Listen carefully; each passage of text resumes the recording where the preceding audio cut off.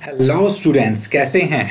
उम्मीद है अच्छे होंगे। तो ये जो क्लास है ये आपकी बहुत ही इंपॉर्टेंट क्लास रहने वाली है। आपका जो एग्ज़ाम है इसमें हम डिस्कस करेंगे उस एग्ज़ाम का पैटर्न कि कितने क्वेश्चंस, कितने मार्क्स के कौन से क्वेश्चंस किस तरह के आएंगे और इम्पोर्टेंट क्वेश्चंस। अगर आप ये कंप्लीट वीडियो देख लेंगे एंड तक तो आपको अलग से ज़्यादा सब कुछ पढ़ने की, ज़्यादा कंटेंट पढ़ने की ज़रूरत नहीं रहेगी बहुत ज़्यादा। तो मेन आपको पता है 3 यूनिट से आ रहा है, ठीक है। और 3 यूनिट से जो बहुत ही इंपॉर्टेंट पोर्शन है वो मैं क्लियर करा रहा हूँ यहाँ पे। तो ध्यान से देखिएगा। पहले हम एग्जाम पैटर्न डिस्कस करते हैं। एग्जाम पैटर्न में 5 नंबर का आपको यहाँ दिखाई दे रहा है, ठीक है। हम यहाँ से एक हाइलाइटर पेन ले लेते हैं ताकि आपको दिखाई दे जहाँ से हम मार्क कर रहे हैं। 5 टिक द करेक्ट ऑप्शंस वाले क्वेश्चंस आएंगे। 2 नंबर का एक क्वेश्चंस, ध्यान रखिएगा 2 नंबर का एक क्वेश्चन है। अगर एक गलत हो गया तो 2 नंबर कट जाएंगे आपके, और एक सही तो 2 नंबर मिलेंगे आपको। तो ये बहुत अच्छे से करना है, टिक द करेक्ट ऑप्शंस बहुत ध्यान से पढ़ के और फिर आपको करना है। और 10 नंबर के टोटल रहेंगे। 5 आपकी रहेगी राइट द फुल फॉर्म्स, ये भी 2 नंबर की एक है और टोटल 10 नंबर ये हो गए। 5 फिल इन द ब्लैंक्स रहेंगे, 2 नंबर का एक फिल इन द ब्लैंक्स, तो टोटल 10 मार्क्स ये हो गए। एंड 5 राइट ट्रू और फॉल्स, ये जो ट्रू एंड फॉल्स है ये आपके एक एक नंबर के हैं 5, तो 5 नंबर के हो गए। मैच द फॉलोइंग भी हमने इसमें डाला है, तो मैच द फॉलोइंग में आपका एक नंबर का एक रहेगा 5 नंबर के, ये टोटल 10 10 10 5 5 टोटल हो गए 40 मार्क्स। 40 मार्क्स का आपका एग्जाम रहेगा हाफ ईयरली और टाइम रहेगा 1 आवर एग्जैक्ट। Got it? इतना समझ आया? आगे बढ़े, इंपॉर्टेंट क्वेश्चन डिस्कस करें। चलिए यहां देखिए, पहले हम टिक द करेक्ट ऑप्शन से ही हम शुरू करते हैं। ये आपके तीनों यूनिट्स के मिक्स क्वेश्चंस हैं सारे, जो हमने आपको समझाए हैं अभी तक तीनों यूनिट्स के। आप बहुत अच्छे से पढ़िएगा, ठीक है, समझिएगा, एक एक क्वेश्चंस हम अच्छे से एक्सप्लेन करेंगे। द डेटा, यहां से क्वेश्चन नंबर 1 हम स्टार्ट कर रहे हैं। The data and informations that we store in our computer is saved in its hard drive and stored in. जो डेटा और इंफॉर्मेशंस ये हमने समझाया था आपको, जो डेटा और इंफॉर्मेशंस होती है वो स्टोर होती है आपके कंप्यूटर में। कहाँ पे, ठीक है, कहाँ पे, कैसे, आप किस रूप में आप उसको सेव करते हो, स्टोर करते हो। क्या आप उसको एज ए फाइल स्टोर करते हो या आप उसको एज ए फोल्डर स्टोर करते हो? जल्दी से इसका आंसर कमेंट करके बताइए। हमने ये क्वेश्चन आपको कराए हुए हैं, सारे क्वेश्चंस अगर आपको पता है तो आप कमेंट्स में डालिए, वरना हम 2 मिनट में अभी आपको करा ही रहे हैं एक्सप्लेन। या आप उस चीज को फाइल एंड फोल्डर दोनों में स्टोर करके रखते हो? बताइए। राइट आंसर्स आपका इसका होगा that is the both of this. आप एक फाइल के रूप में भी स्टोर करके रख सकते हैं, फोल्डर के रूप में भी डेटा को स्टोर करके रख सकते हैं। एक सिंगल फाइल है तो आप फाइल में डालेंगे, ठीक है। बहुत सारी फाइल है तो उसको फोल्डर्स के अंदर स्टोर करके रखेंगे, ठीक है। तो ये आपका राइट आंसर होगा। सेकेंड क्वेश्चन आपका आता है the deleted files are move to. बहुत बार कराया है आपका ये क्वेश्चन, 3rd स्टैंडर्ड में भी कराया है, 4th स्टैंडर्ड में भी आता है, 5th में भी आया है। जो आप फाइल डिलीट कर देते हो अपने कंप्यूटर से, वो कहाँ जाके स्टोर होती है? क्या वो डॉक्यूमेंट में स्टोर होती है, क्या वो डाउनलोड्स में स्टोर होती है, या रिसाइकल बिन में स्टोर होती है? बिल्कुल आपने आंसर कर दिया होगा कमेंट्स में, that is the recycle bin. अगर आपने रिसाइकल बिन से भी उसको डिलीट कर दिया तो फिर हमारी वो फाइल्स वापस आ सकती है, रिट्राइव हो सकती है? नहीं, बिल्कुल नहीं। अगर हम फाइल डिलीट करते हैं तो रिसाइकल बिन में जाती हैं। अगर हमें ज़रूरत है तो रिसाइकल बिन से रिस्टोर भी कर सकते हैं, लेकिन रिसाइकल बिन से भी अगर हमने डिलीट कर दी तो आपके पास नहीं आ पाएगी वो फाइल। रिसाइकल बिन होता ही इसलिए है। नंबर 3 पे आता है question, the machine language is a language of. जो मशीन लैंग्वेज है वो ये पूछना चाह रहा है इसमें, जो हमारी मशीन है वो किस तरह की लैंग्वेज हम जानती है। अब आपको ये तो पता है कि वो बाइनरी लैंग्वेज जानती है, ठीक है। बाइनरी लैंग्वेज, बाइनरी का ऑप्शन होता है तो आप टिक कर देते, लेकिन यहाँ पे ऑप्शंस हैं 0 और 1 की लैंग्वेज जानती है, या 1 और 2, या 2 और 3। आपको पता है हमारी जो मशीन है वो 0 और 1 की लैंग्वेज जानती है, that is the binary coding language. Binary coding होता ही 0 और 1 है, ठीक है। तो ये आपका राइट आंसर हो गया। 4th नंबर पे आते हैं, file folders are organised in. File और फोल्डर्स को आप किस में ऑर्गेनाइज करते हैं? ये इंपॉर्टेंट क्वेश्चन है बहुत ही, और ध्यान से समझिएगा। फाइल और फोल्डर आप किस में ऑर्गेनाइज करते हैं? जैसे आपके फाइल हैं, फोल्डर्स हैं, वो आप किस तरह से, कौन से ऑप्शंस में जाके, कहाँ पे जाके आप उसको ऑर्गेनाइज का मतलब होता है आप सही से मैनेज करते हैं कि भाई कैसे आप उसको सीक्वेंस में लगाते हैं, नॉन सीक्वेंसली ऑर्डर्ड, अनऑर्डर्ड में कैसे लगाते हैं। दैट इज द ऑप्शन है यहाँ पे default library, documents and recycle bin. Recycle bin का तो आपको यहाँ पता ही चल गया कि भाई रिसाइकल बिन में तो डिलीटेड फाइल जाती है, यहाँ हम अपना मैनेज फाइल और फोल्डर ऑर्गेनाइज थोड़ी ना करते हैं।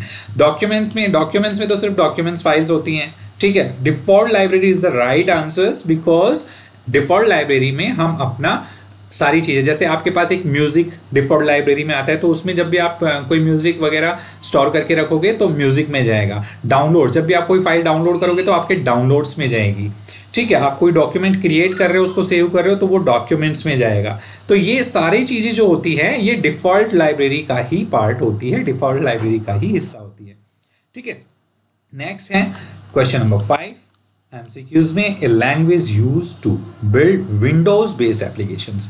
हमें विंडोज बनानी है, ठीक है। विंडोज बेस्ड एप्लीकेशंस का मतलब हमने आपको बताया था सॉफ्टवेयर, एप्लीकेशन, प्रोग्राम एक ही बात है, ठीक है। तो विंडोज बेस्ड एप्लीकेशंस अगर हमें बनानी है तो हम कौन सी लैंग्वेज का यूज करेंगे? भाई लोगो लैंग्वेज का आपको पता है, ठीक है। इनकी फुल फॉर्म्स हमने आपको कराई है, सारी चीज़ समझाई है। आरपीजी भी आपको पता है। विजुअल बेसिक के अंदर ही तो हम विंडोज बेस्ड एप्लीकेशन बनाते हैं, ठीक है। कुछ आया ध्यान यहाँ से देख के, पढ़ के, ठीक है। तो नेक्स्ट हम चलते हैं question number 6। The second generation language कौन सी होती है? आप बताएंगे, जल्दी बताएंगे। Second generation language high level language, machine language या असेंबली लैंग्वेज? हमने कराई है। टोटल कितने जनरेशन होती है लैंग्वेज की? 5 जनरेशन होती हैं लैंग्वेज की। फर्स्ट जनरेशन कौन सी होती है, सेकंड कौन सी, थर्ड, फोर्थ, फिफ्थ कौन सी, ये सब आपको पता होना चाहिए। तो यहाँ पे जो सेकंड जनरेशन लैंग्वेज है that is the assembly language. Got it?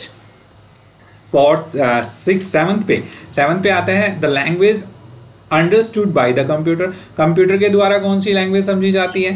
ये हमने बताया था 0 और 1, लेकिन 0 1 यहाँ पे ऑप्शन नहीं है। 0 1 को क्या बोलते हैं? बाइनरी बोलते हैं।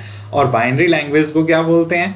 ठीक है, वही तो पूछ रहे हैं कि कंप्यूटर के द्वारा कौन सी लैंग्वेज समझी जाती है। और कंप्यूटर क्या है? कंप्यूटर एक मशीन है, तो मशीन कौन सी लैंग्वेज समझेगी? That is the machine language, ठीक है। So machine language is the right answer. इस तरह से आप उसके आंसर्स ढूंढ सकते हैं, टिक लगा सकते हैं। याद रखना, एक क्वेश्चन गलत तो 2 नंबर गए आपके, ठीक है। तो सही से ध्यान लगाकर सुनना है आपको।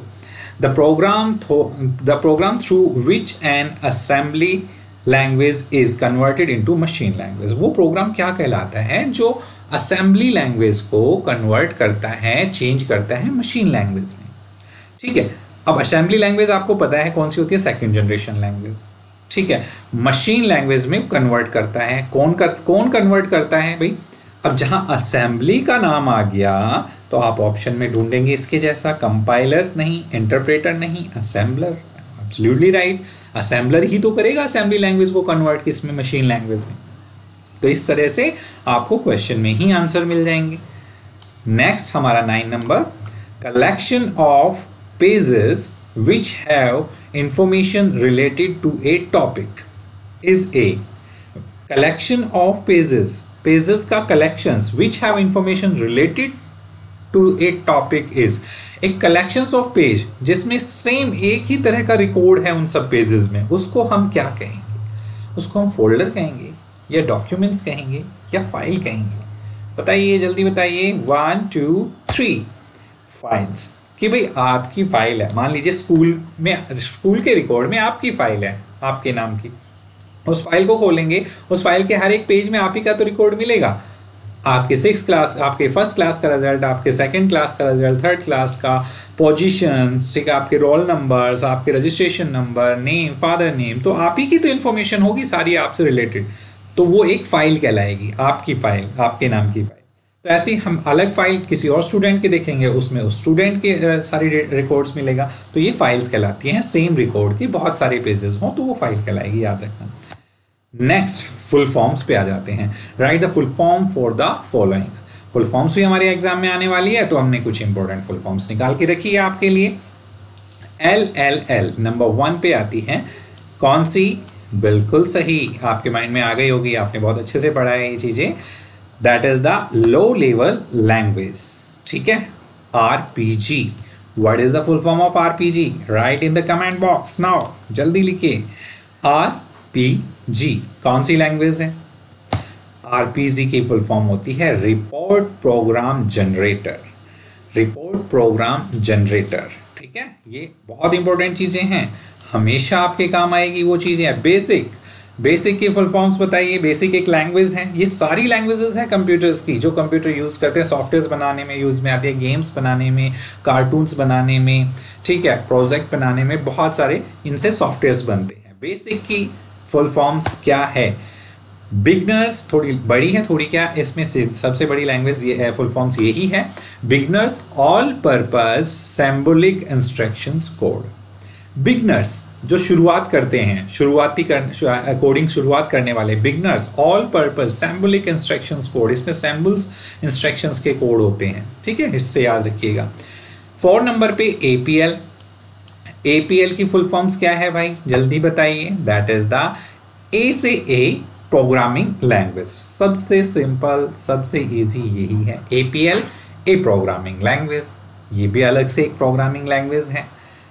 प्रोलॉग, प्रोलॉग दिखने में बड़ी है लेकिन इसकी फुल फॉर्म इतनी बड़ी नहीं है।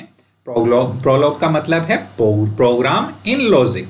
इसमें एक एक करेक्टर्स की अलग अलग फुल फॉर्म नहीं है, इसमें PRO से बना प्रोग्राम, इन LOG से बना logic. Program in logic, logically जो प्रोग्राम लिखे जाते हैं वो प्रोलॉग में लिखे जाते हैं। फोर्ट्रन, फोर्ट्रन बोलेंगे इसको। फोर्ट्रन की फुल फॉर्म बहुत ही छोटी है, फॉर्मूला ट्रांसलेशंस। FOR से फॉर्मूला, TRAN से ट्रांसलेशंस, फॉर्मूला ट्रांसलेशन, ठीक है। 7 नंबर पे आते हैं एल्गोल। ये भी कराई थी आपकी, इसका डिस्कशन तो शायद आज ही हुआ था, एक तो बेसिक का और एल्गोल का, ठीक है।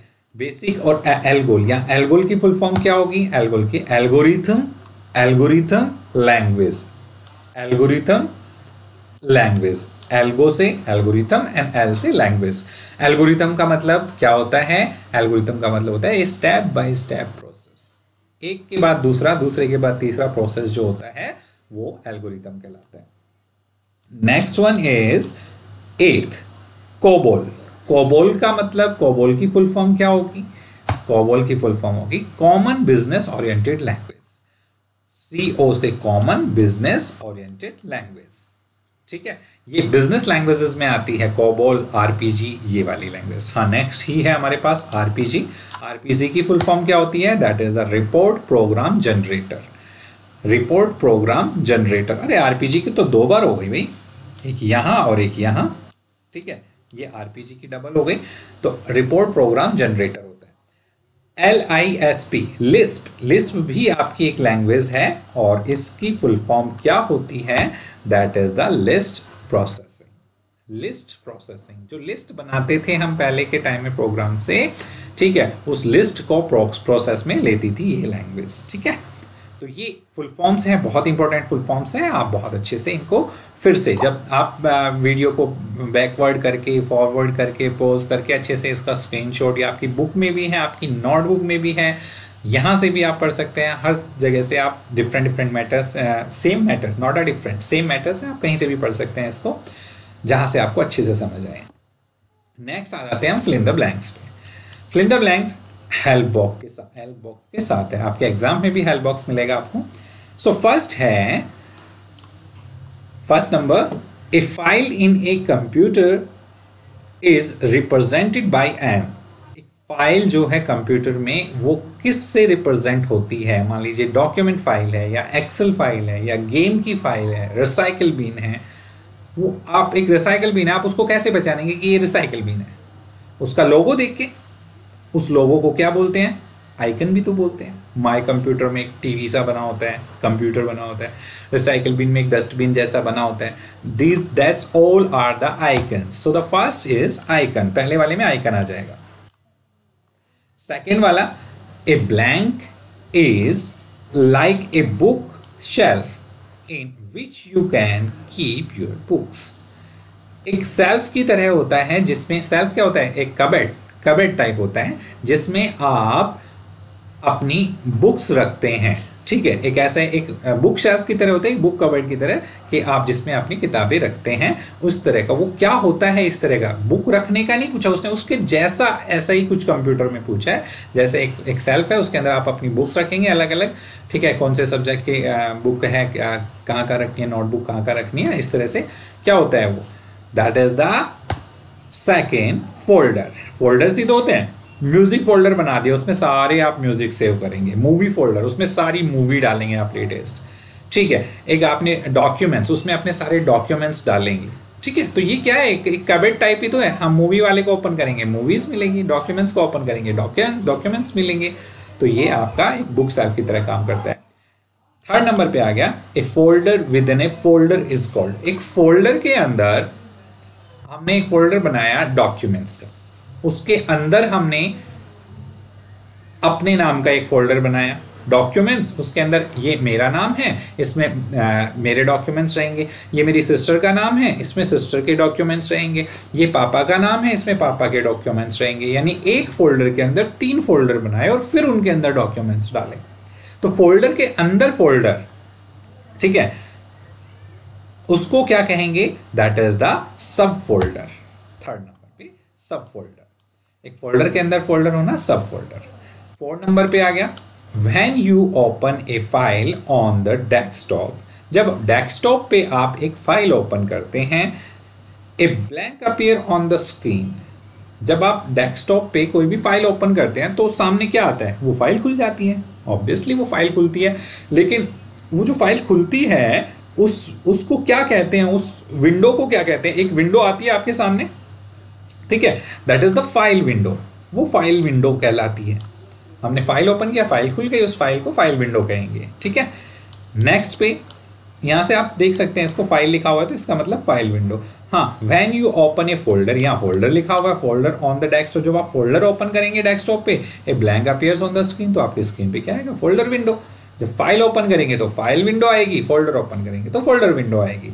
ये फाइल थर्ड, फोर्थ का और ये फिफ्थ का आंसर आपका यहाँ हो गया। सो फिल इन द ब्लैंक्स, हॉपफुली समझ आए होंगे आपको। ट्रू एंड फॉल्स समझ लेते हैं भाई। Right T for true and और एफ फॉर फॉल्स। तो पहला ही है आपका, folder file name can be up to 140 characters. क्या आपका फाइल और फोल्डर्स जो होते हैं, क्या वो 140 कैरेक्टर्स के हो सकते हैं? फॉल्स, क्योंकि इसमें आप 140 जो फाइल फोल्डर के कैन नेम पूछा है, आप 140 कैरेक्टर उसमें कैसे लिख पाएंगे नेम में। नेम तो हम सिंपल ही लिखते हैं, फाइल, म्यूजिक, उसका नाम, अपने नाम से फोल्डर बनाएंगे। 140 कैरेक्टर का थोड़ी ना होगा वो, ठीक है। इसकी लिमिट होती है, आप इसमें 32 कैरेक्टर्स लिख सकते हैं मैक्सिमम, लेकिन इतने की भी ज़रूरत नहीं होती है हमें, ठीक है। नेक्स्ट हमारा आता है, एक computer understand only machine language. हाँ भाई, मशीन, कंप्यूटर एक मशीन है और मशीन लैंग्वेज ही समझेगी, और क्या समझेगी।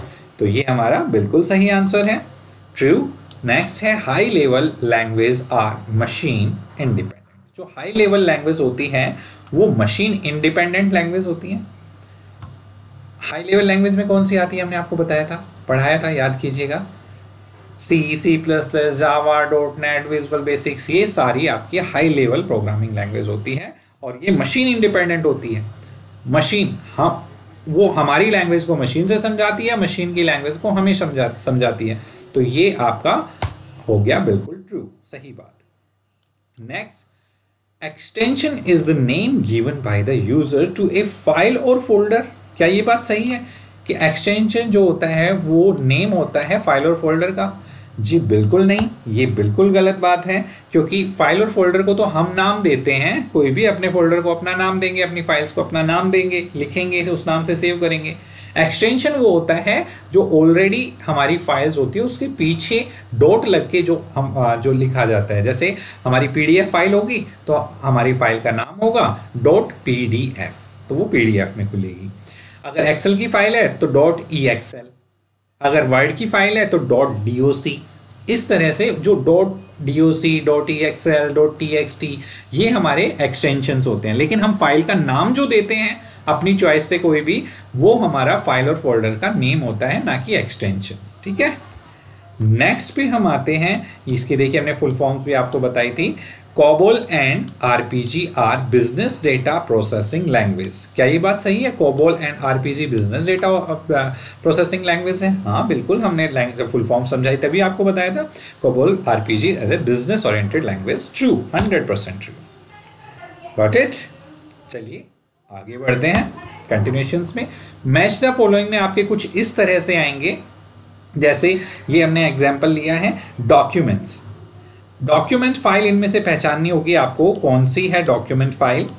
ठीक है, हमने आपको बताया था जो वर्ड डॉक्यूमेंट्स फाइल होती है वो डॉक्यूमेंट्स फाइल होती है, एक्सेल स्प्रेडशीट फाइल होती है वो स्प्रेडशीट होती है, ये हमारी म्यूजिक फाइल होगी, ये हमारी वीडियो फाइल RPG। चलिए देखते हैं, मैच करते हैं। That is the document file. ठीक है, 1 का B से मैच हो गया, लोगो देख के आपको पहचान जाना है। Spreadsheet, this is the D, second का D हो गया। स्प्रेडशीट हमारी इस तरह की फाइल होती है, एक्सेल, X लिखा होता है उस पर। वीडियो फाइल्स ये होती हैं, ठीक है, वीडियो फाइल्स इसके according. And music file, image file आया है, इमेज फाइल हमारी थर्ड से E मैच हो गया, image JPG, joint photo expert, joint photo group हमारा। एंड म्यूजिक फाइल में ये आ गया 5 का C से मैच हो गया, म्यूजिक फाइल। तो ये हमारे कुछ इंपॉर्टेंट क्वेश्चंस थे, एग्जाम पैटर्न था जो हमने आपको समझाया, बताया। होपफुली आपको समझ भी आया होगा। आप इस वीडियो को अगर देख लेंगे तो आपका मैक्सिमम कंटेंट इसमें कवर हो जाएगा तीनों यूनिट्स का। ठीक है, इसके अलावा भी आप अपनी नोटबुक से क्वेश्चंस देख लीजिएगा, लेकिन नहीं भी देखेंगे तो ये इनफ रहेगा आपके लिए। ठीक है, तो इसी के साथ बेस्ट ऑफ लक। देखते हैं क्या आप एग्जाम किस तरह से अटेम्प्ट करके आते हैं। So thank you so much.